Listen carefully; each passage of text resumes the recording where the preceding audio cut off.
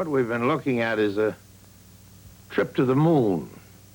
It's an illustration from a book by Jules Verne written in the last century, long before such a voyage through space was even conceived of as possible. Reality has more than once been foreshadowed by fiction.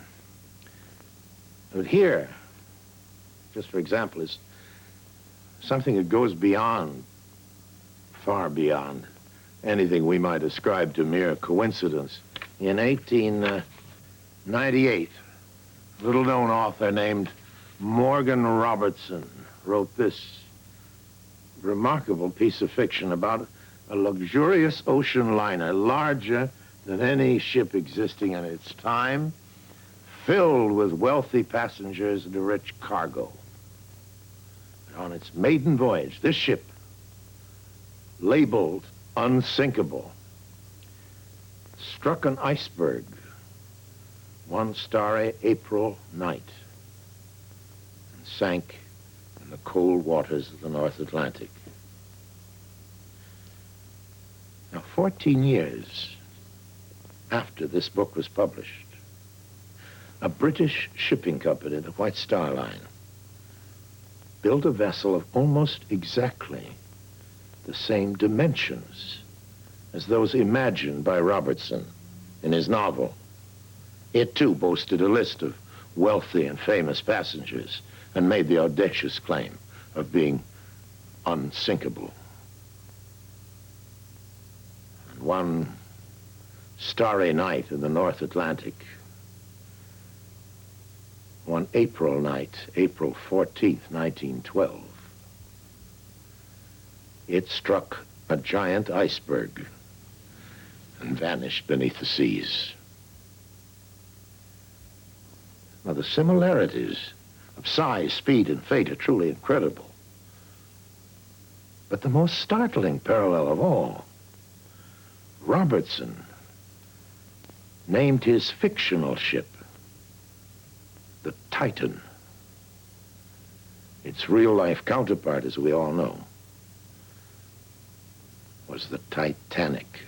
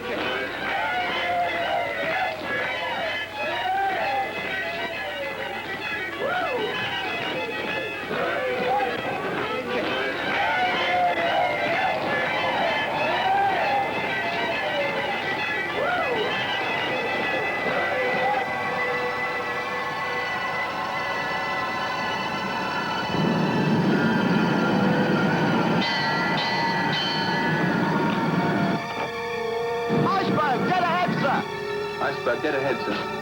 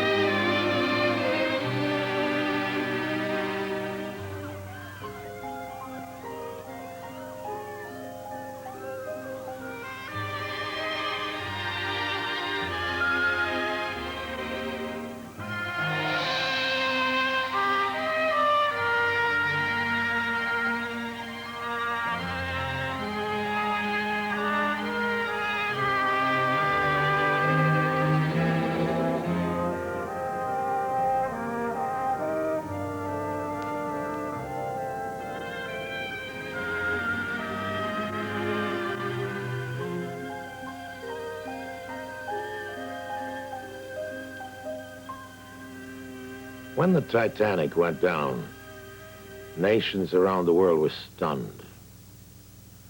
It became known as the worst maritime disaster in history. Millions of people lost confidence in technological progress. No other modern event has inspired such a steady and overwhelming flow of books and novels and poems and songs and movies. Lost in the depths of a dark and frozen sea, it's captivated the public imagination for decades. And now has inspired a daring team of scientists and explorers to launch an unprecedented expedition of historical discovery. At the renowned Explorers Club in New York City, this incredible expedition, more than 5 years in the planning, receives best wishes and words of wisdom from famed radio commentator Lowell Thomas. And of course, I told about the sinking of the Titanic, which was one of the major naval disasters of all time. Expedition leader Michael Harris announces dramatic plans to search for and locate the great ship Titanic, and then to actually film the famous vessel as it lays in its watery grave more than 2 miles beneath the storm-tossed North Atlantic seas. But we all intend to discover the Titanic.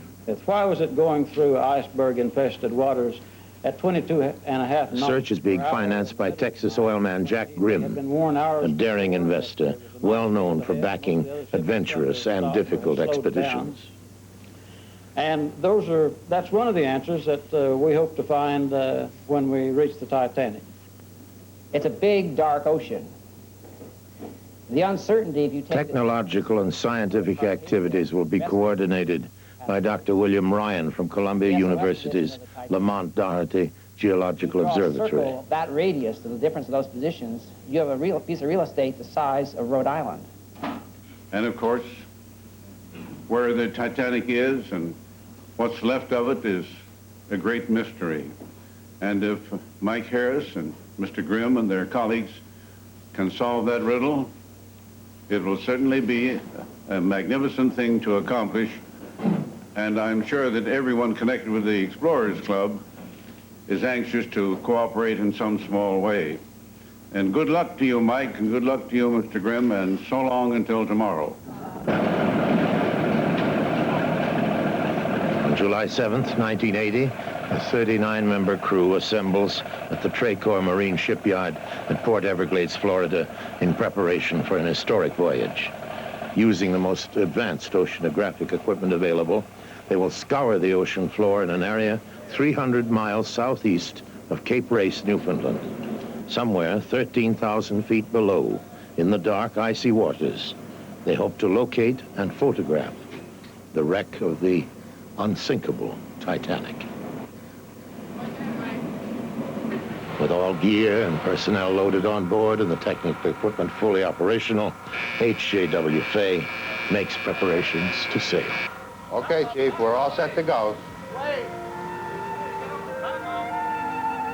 It's the beginning of an unprecedented and ironic voyage into history. 39 men, aided by the most advanced technology that science has available, setting out to unlock the mysteries of a glorious old ocean liner once thought to be indestructible. On that chaotic and terrible night in April of 1912, a dream was suddenly transformed into a nightmare. Overconfidence and arrogant pride were swallowed up by the relentless dark sea. And now, in the quiet and solemn heat of the Florida night, everyone aboard the research vessel Fay is careful not to whisper any claims of being unsinkable. Have a good trip. Relax. Don't hit any icebergs. Thanks. Steady. Steady.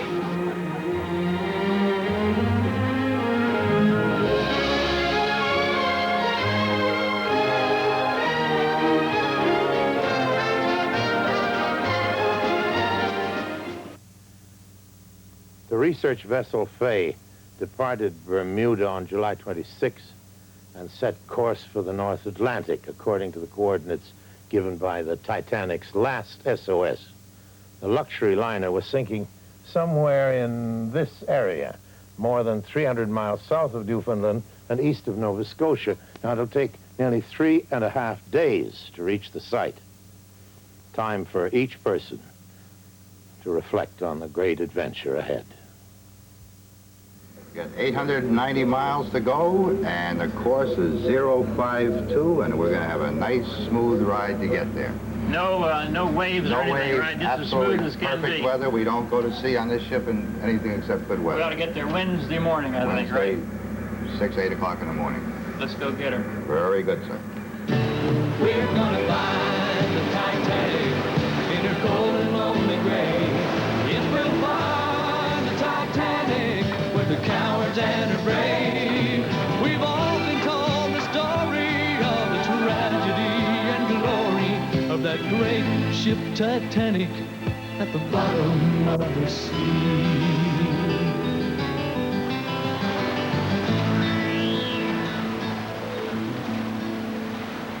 Norm, why did you decide you wanted to captain the Fay to go find the Titanic? Well, the regular captain wasn't available, and I knew the ship. I know the ship as well as anybody, so I figured I'd better take it myself. You don't care anything at all about actually being here to find the Titanic? Maybe a little bit. The place at which Titanic thought it was at the time it sent out its SOS signal is right here at this spot we've labeled Site 1. Let's put it, we got one Some bill. kind of a marker on there. She was headed in this way, ran into the ice pack that was about in here somewhere. The next nearest ship was the Californian, which was headed in pretty much the same direction and was ahead of Titanic. When she got to the ice along about 10 o'clock at night, her company policy was that they would stop and just wait it out. And so she stopped, and it was while she was stopped that Titanic came in and Hit the ice. Hit the ice. Yeah. Some people think that people on the Titanic could see the Californian, in which case one of these two positions is in error because they're too far apart for that in any realistic way. So the Titanic could conceivably have been up as far north as here if the Californian's position was right. Or if, in fact, we find the Titanic here where she thought she was, then, in fact, the Californian has to be down here. Either that or it exonerates Captain Lord of the Californian, who claimed that he was too far away to have been any use. That's just one of the arguments that will resurface, I presume. And we hope we'll be able to clear that up.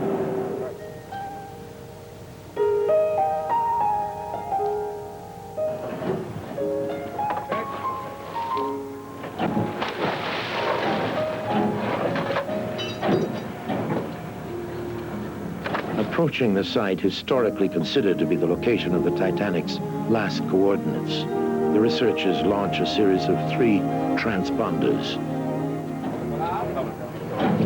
They are dropped into the ocean at 5-mile intervals in a triangular pattern around the site.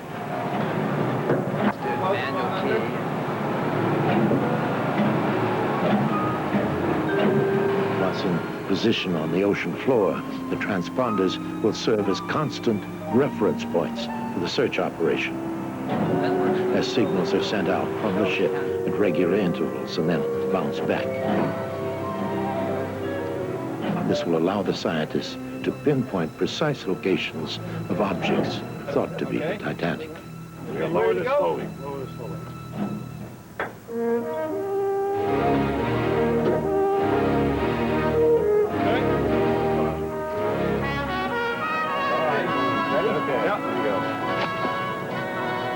Now, watch your sink. There she goes. Let's hope this is not another disaster at sea.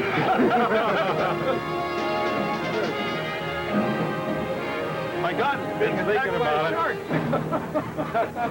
Hey, a fish is nibbling at the line. That's what's wrong. It's thinking. There it goes. Goodbye. Down it goes. Now, there's the final. One more success. As we came into the area, we headed north. The terrain was fairly smooth, and then we came across the sharp canyon that marks the southern part of the area, and continued to steam north. You can see that the topography is somewhat rough, and at this point we began launching a transponder. You can see the signal calling the transponder is this mark along in here. The transponder is now on its way down, and we'll have our first really fixed reference point in the area based on that transponder.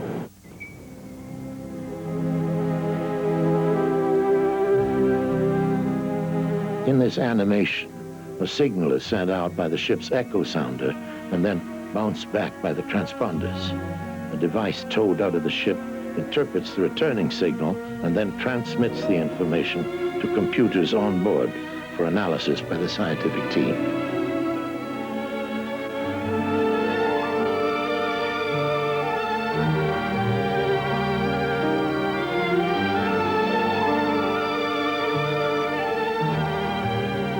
Next, the crew launches the repaired bluefish. A large yellow fin has been attached to the top with a magnetometer secured to the center. This device will measure fluctuations in the Earth's magnetic field and pinpoint any unusual large metallic objects. Reg, this is the lab. Will you come right to course 245? Roger that. Come right to 245.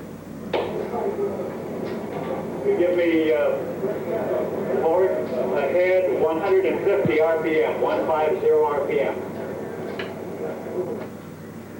Port engine ahead, 150 RPM.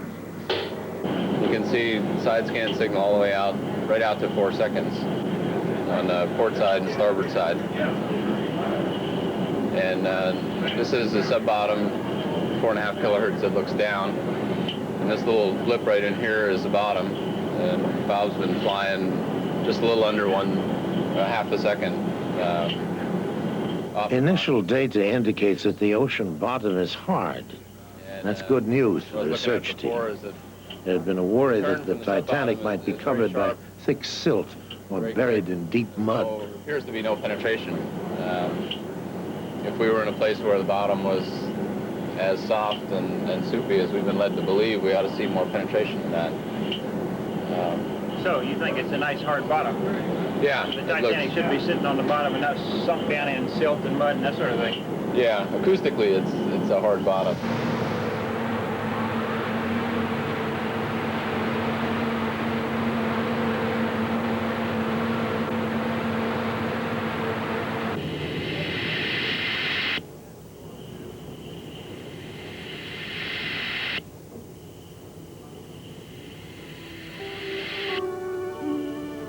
The side scan sonar on the Bluefish emits a pulse that literally paints a computerized two-dimensional acoustic image of the ocean floor. Coupled with the magnetic profiles created by their magnetometer readings, the images can easily detect the outlines of an object as large as the Titanic's sunken hull, and even reveal details of the superstructure. Scientists will use this information to piece together a mosaic composite of the wreck, verifying that it is indeed the Titanic. Transponders. The fish right now is interrogating them, and we're getting replies. We've passed this one a while back. In fact, we just have passed this. The ship is located here. In about another half hour, at about 8:30, we should be passing the historical site of the Titanic with the fish. And in fact, we will cover the actual location of where it may have gone down during that time. That might be pretty exciting. Yeah, and then the plan will be, of course, if we don't find it, then we'll go on up here another 3 miles, turn back and make a heading and come back and cover it on another time, right? We'll cover it another time. We'll overlap our beams each time so we make sure that we're not missing any particular part. Okay, Mike, I tried to approach the problem using a very elementary... In reviewing the side scan sonar data, Dr. Ellen Herron discovers what she considers to be an object of high probability. Has a size and shape that definitely warrants further investigation. Carpathia and the survivors that was given by the Mount Temple early the next morning. Now, this fixes the navigation fixes that were given by both the Titanic and the Mount Temple, you can assume, have at least a 5-mile radius of confidence. And what I did was I first drew circles with a 5-mile and then with an 8-mile radius around those two positions. Where they intersect ought to be the most probable area where the Titanic could have gone down, somewhere between where she issued the CQD and where the survivors were sighted at the first dawn sighting the next morning. So it's an area approximately, what, 10 miles long by 6 or 8 miles wide? And that's correct. 3.3 north, 38.8 west, heading right this way. I don't know, Chuck. We got some small problems. Got a hurricane heading this way and a gale heading this way. I don't know what's going to hit us first. That really sounds good, doesn't it? Charming, just charming.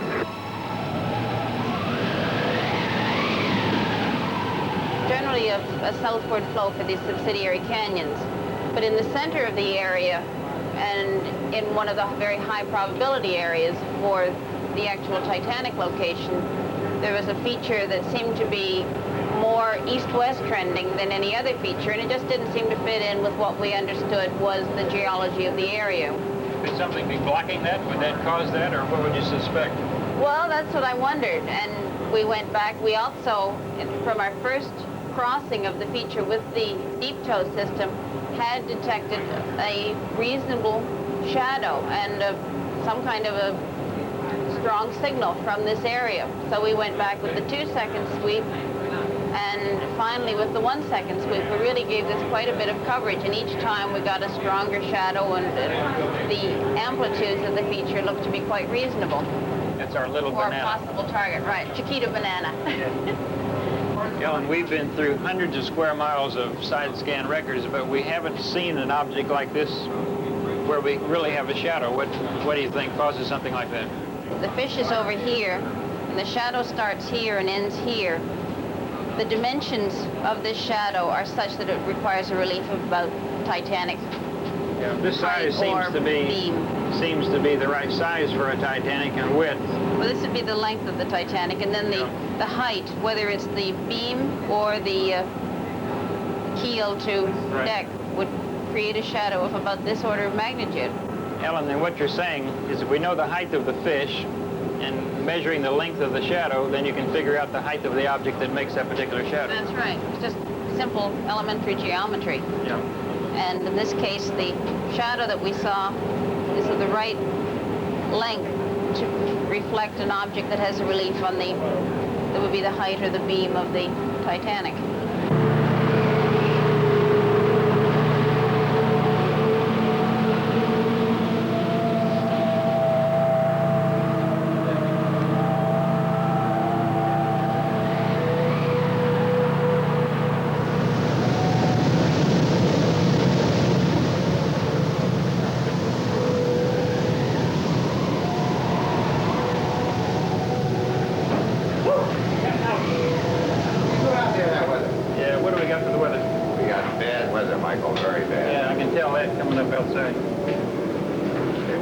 Two problems.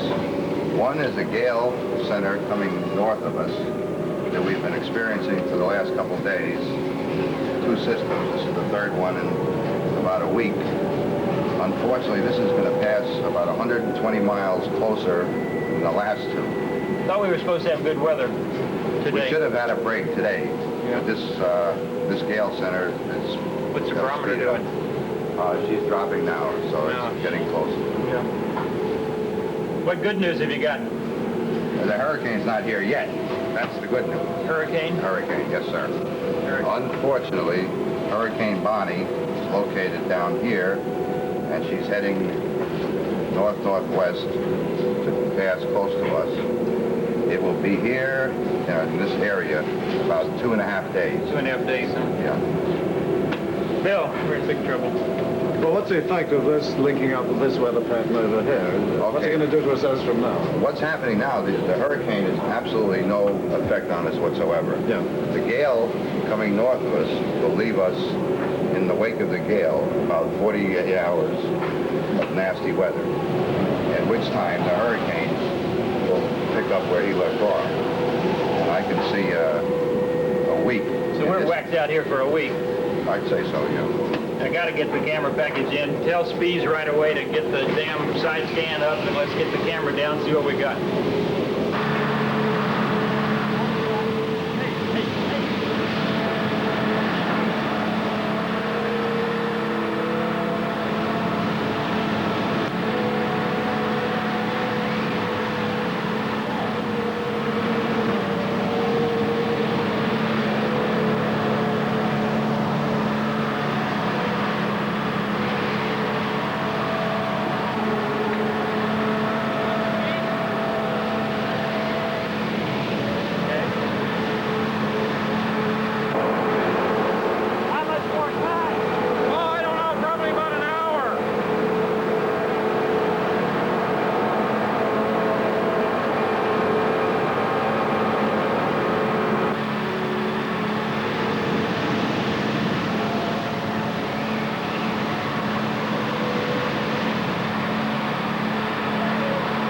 We looked at it before, we had 100 millivolts. All right. No, we heard 100 millivolts, that's not true. We had, Jim, what were the numbers?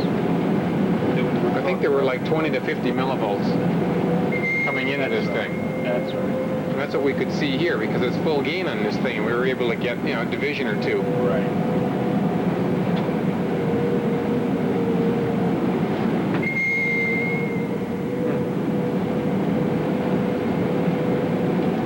What's the matter with it? Look, just low signal level. Very low signal level. It appears that we have something operational by the sound of it. Yeah. But the signal is a factor of 100 or 500 lower than it was the last time we played this game. Something was it either the bottom? Not likely. I think all of a sudden you hear a snap and a crackle and nothing. Yeah, everything's behaving very well. But it's usable like this. It's just a little mysterious. So if we pass over some metal, it'll still register, or what?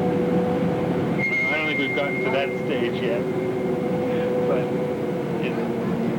we'll have a computer program in 45 minutes that'll plot the thing, and then we'll be able to see. Okay. Is that all I have left? 45 minutes? That's effectively right. We'll be able to see if the magnetic field varies in a nice orderly manner when we start to lower the magnetometer towards the bottom.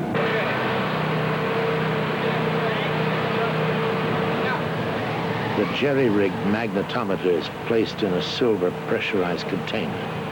To give the lightweight device enough stability, it's encased in a large metal weight, appropriately dubbed the yellow pig. Hopefully, this added bulk will allow the makeshift instrument to safely ride out the savage currents below. Now, let the strain go.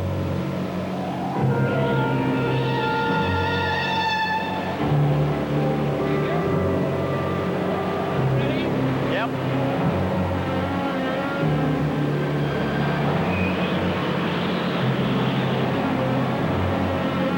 Let it stop rolling for a minute here. Down on the main.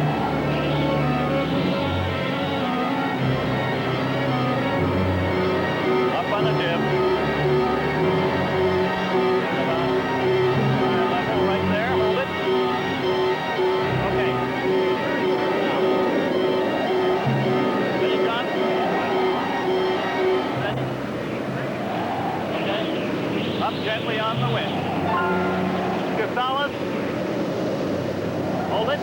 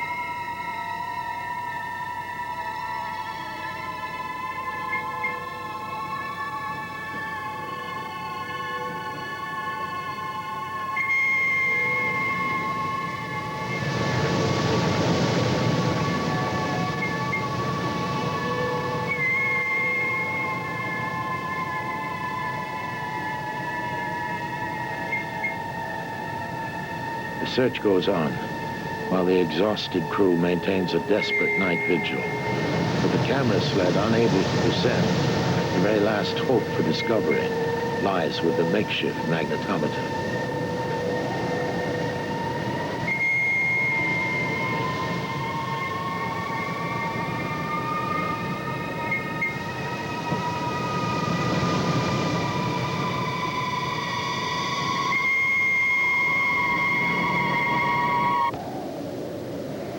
Suddenly, the magnetometer signal fails.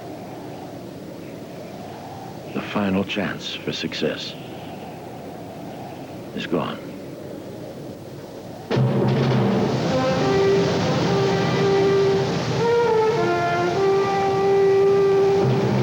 Outside, the powerful sea continues to batter the ship unmercifully.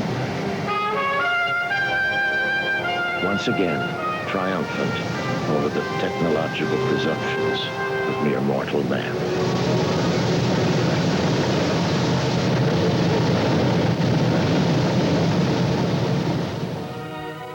Titanic, an engineering masterpiece. In her time, she represented the sum of man's technological genius. Now, at the bottom of a dark, forbidding sea, she is tenaciously protected by the very force that put her there. Engulfed in a haze of mystery and speculation, she resides seductively just beyond our grasp. But that's soon to change. Let's examine the accomplishments of Titanic 1980. When cross-checking detailed contour charts, Dr. Ellen Herron discovered an unusual target. That target was located here. The revolutionary side-scan sonar developed by James Corsalis revealed a target with the same basic proportions as the Titanic, also at this location.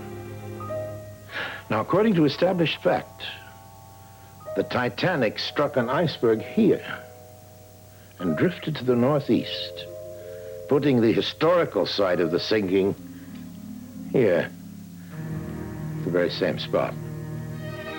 So all the evidence seems to point to this specific area. It's the precise location of the unsinkable Titanic. Well, armed this time with the certainty of exact coordinates and the versatile capabilities of the deep submersible Illuminaut, the expedition team will return to the North Atlantic in the summer of 1981. And there, the intrepid adventurers will descend to the ocean floor and finally touch the incredible Titanic.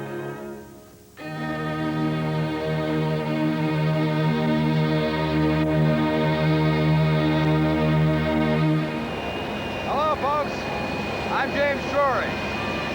I'm about to leave on the most exciting adventure of my life so far. The second Grim Harris expedition to locate and photograph the Titanic in the North Atlantic.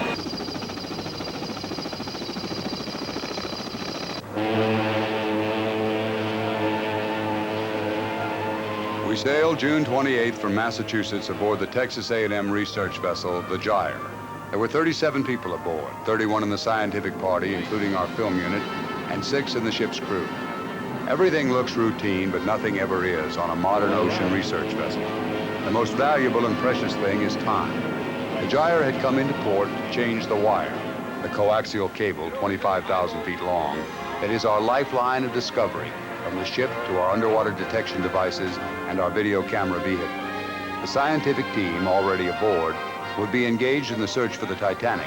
But first we had to hitchhike with them while they completed one segment of the ongoing Hebel project, which is a worldwide search for deep ocean bottom free from current and sediment drift.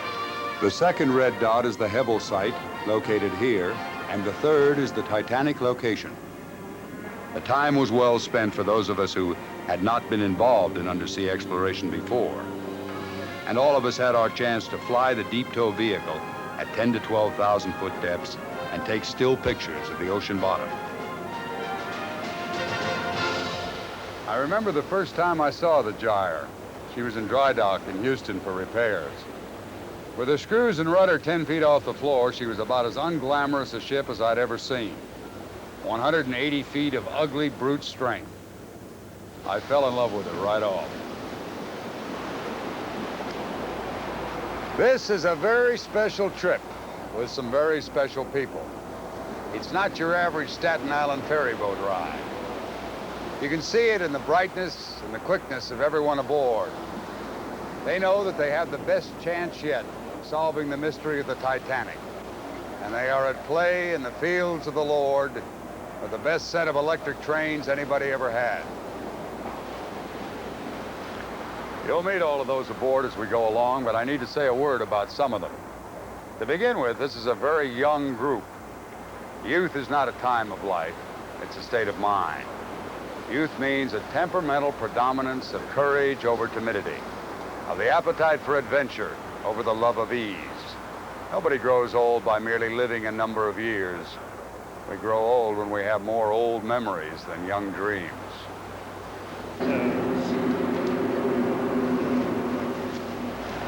Dr. Fred Speece, Scripps Institution of Oceanography. It's been worth the whole trip to get to know this genial, gentle, brilliant man. Dr. Bill Ryan, Lamont Doherty Geological Observatory. Friendly, interested, curious, doer of impossible things. They and their staffs are the best in their field. Captain Don Armand of the research vessel Gyre, Texas A&M University. Man of the sea, in love with the sea. Mike Harris, expedition leader, dreamer with a dream. A man with the patience of Job and the guts to find a way to make the dream come true. A special quiet hero, Mark Olson, graduate student at Scripps. A young genius who could fabricate a part that couldn't be fabricated and that was not even in his field. Dr. Carl Lowenstein, computer expert, who knows everything. And of course, Jack Grimm, a scientist, a seeker, a gambler, a self-made man in every way. He says he never grew up. He says he's looking for the Titanic because he wants to find it. He says he's at war with the North Atlantic, and I believe him. He makes it all possible. It's a better world because he lives in it. We have 14 sonar targets that were found. While we are underway between locations, we have time to reflect on, discuss, and illustrate our mission and learn. Always learn. Area that came up with 14 different sonar targets, of which 6 are high priority, and out of those 6, there are 3 that they seem to stand out as exceptional. Those are targets 1, 10, and 13. What we do first would be get in there and establish our navigational base. I'll put the So transponders the transponders will be in there, and then when we get the magnetic signature, we'll have a place we can return to for pictures. How does a magnetometer work physically? Does it send a signal to the transponder and then to the ship, or does it send a signal directly to the ship? Well, the magnetometer is mounted on the same fish as the side-looking sonar and everything, and that fish does send signals out to the transponders, and they come back to the tow body and up the wire to the How do you differentiate when you find a piece of metal by something around there? Well, a piece of iron will distort the Earth's magnetic field, change its strength. So all you're doing with the magnetometer is continuously measuring the strength of the Earth's magnetic field from one point to another. You then see that on the readouts in the lab? That's right, yes, in real time in the lab. So when you see an anomaly there, you will know? We sure will. At last, we are in the Titanic area and launching our first transponder. This is much more complex than the recovery because we must launch at the exact time that our radio communications with the bridge tells us we have an exact satellite fix of the ship relative to its position on the surface. So we will know where the transponders are relative to the ship and the deep tow on the bottom. The exact amount of cable between the ship and the deep tow is monitored as well, giving us one more point of reference. Each time a transponder is launched, the process is repeated. We are literally bugging the ocean floor, and we have to know where the bugs are.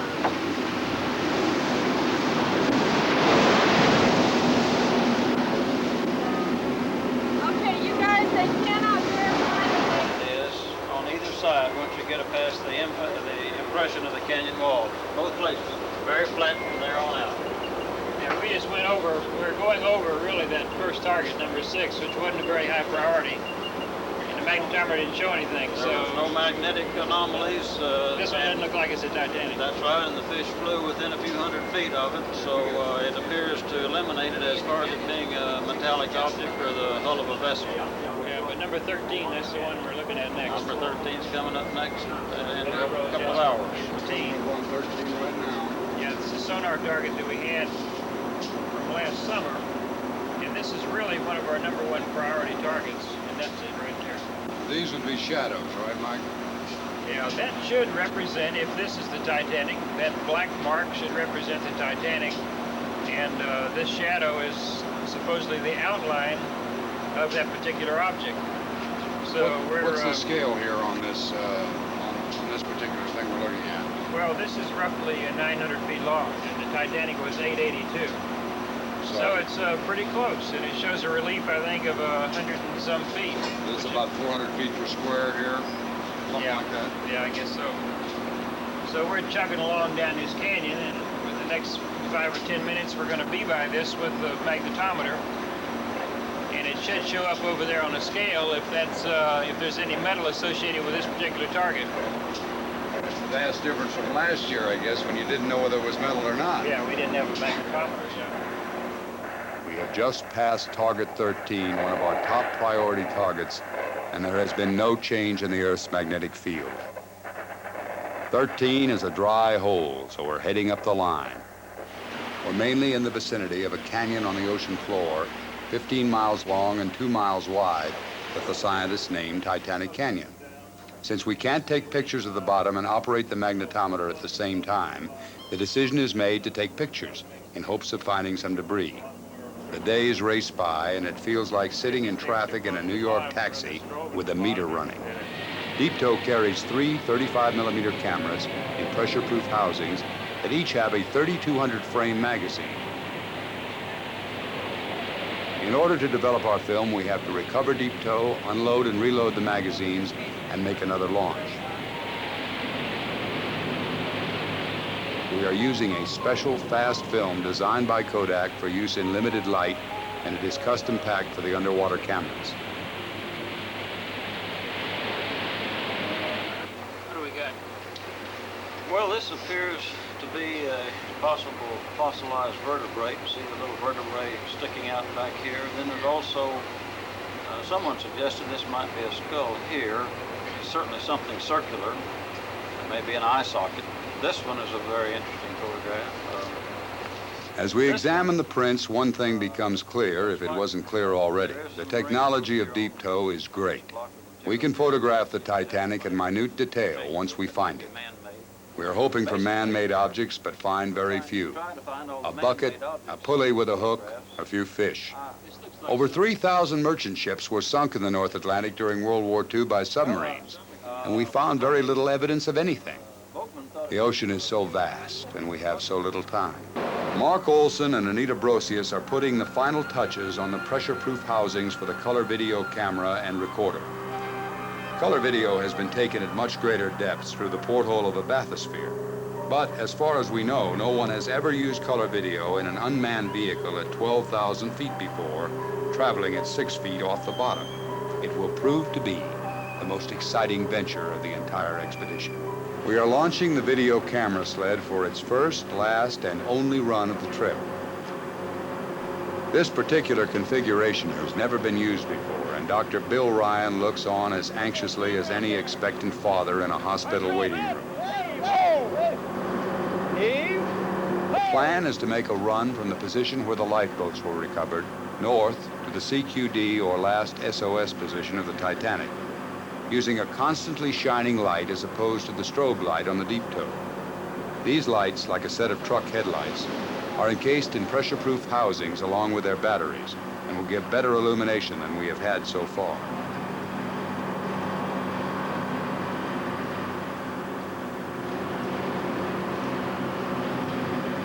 This is a last-ditch attempt to recover some physical evidence of the Titanic, at least for this trip, and everyone knows it and says a silent prayer. Everyone who could gathered in the lounge to watch the video, like a bunch of kids around a Christmas tree when the magic moment comes to open presents. What we were seeing was greeted with great enthusiasm, even though the first few frames were nothing but flat bottom and a few fish and rocks. Look at that.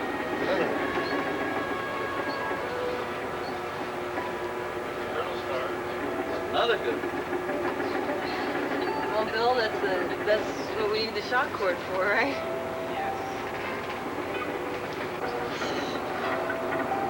I'm really impressed with the way Bill this. Oh, look, that was something moved out. Yeah. What was that? It was dust. No, it didn't hit the bottom. Something stirred up. That's something stirred up and split. Yeah. Right. Yeah, that's what it was.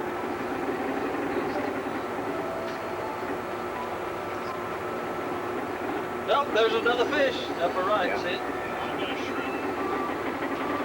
part. Brain lock of some kind.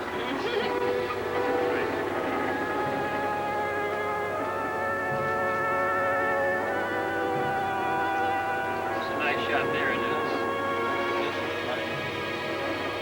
Oh, there's something there. Look! Oh, look! And there it was. A few frames of videotape we would look at again and again.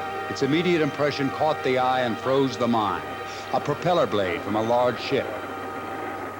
But the scientific method is cautious by definition, and much discussion, pro and con, took place. Depending on the angle, the top would look sharp, though, wouldn't it? It has to look sharp, yeah, or else it's not propeller. I thought it looked more like one single bladed propeller. Yeah. Yes. Because the rear blades are three real propellers. The outboard propellers are three bladed propellers. It looks like the blades are attached separately in the drawings I looked at. It seems conceivable. It looks like it's just one blade. Right. It looks like, to me, like more like the blade's laying more flat on the bottom. I guess if you're coming over the front edge this way, it looks like it's sharp this way. We're running along the leading edge of the blade,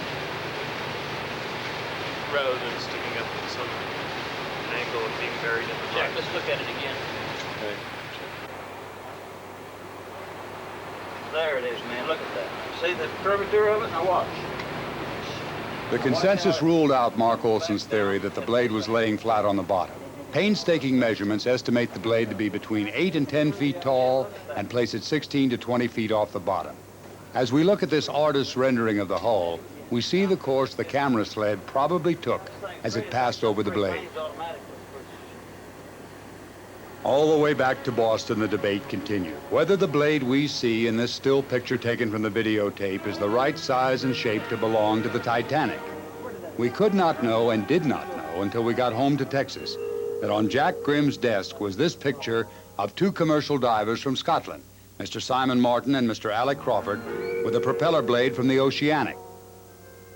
This ship, of similar vintage and size in relation to the Titanic, was wrecked off the coast of Scotland 60 years ago, and the similarities between the two pictures speak for themselves. So much so that plans are underway to reactivate the Illuminaut, Reynolds Aluminum's deep diving submarine, and return once more to the old gray Widowmaker and dive on the Titanic.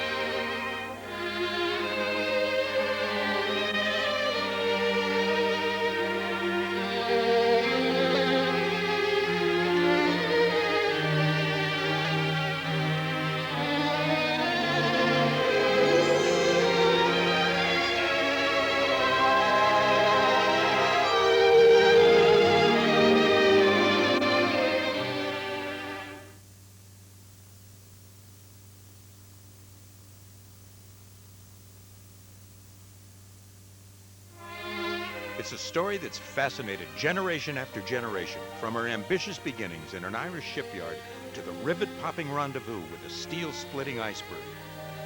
Now you can have a scale model of this unforgettable ship in your home for just $59.95. Order two and save $10. Order now. Call 1-800-544-4099. That's 1-800-544-4099. Order now. Call 1-800-544-4099. That's 1-800-544-4099.